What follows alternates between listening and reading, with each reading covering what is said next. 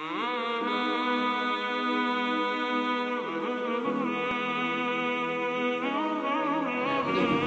مسلمان بنده د بل مسلمان بنده سره لاس ملاو کی او د دواړو په زړه کې د یو بل ادب او احترام او قدر وي، نو دوی دا لاس د یو بل نه جدا کړي چې الله د دواړو بخښنه او مغفرت وکړي. څونه آسان کار دی، څونه آسان کار دی. خبره پوه شوې؟ نو زه خو د ټولو سره په دغه وجه باندې مصافحه کوم چې زه خو ګناهګار یم، مجرم یم.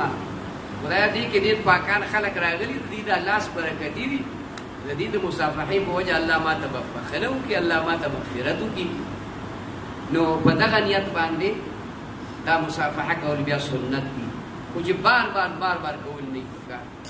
هغه څه خو حالات داسې دي چې سړی برداشت هم نشي کولی او ستړی کېږي. هم مونږه د هره ورځ پروګرامونه وي او درس وي او مېلمانه هم ډېري. دا د جمعې ورځ بیا زموږ دپاره ډېره زیاته د مصروفیت ورځي. په دې باندې خامخا څه د عمر تقاضاګانې هم شي. ټول عمر سړی ځوان نه وي او ځوانۍ قوتونه خو ښي، او چې سړی په عمر په ښکته شي نو بیا خامخا دی کمزوری کېږي. هغه په دغه هم سړی نه برداشت هم سړی نشي کولی.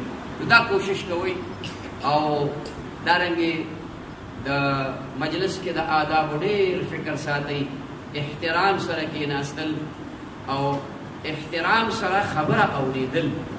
داسې خبره چې لکه ته وایې دا خبره ما نه ده اورېدلې، تا به 100 پېرې نه 100 پېرې خو به دې اورېدلي، خو اورېدلي دي که نه.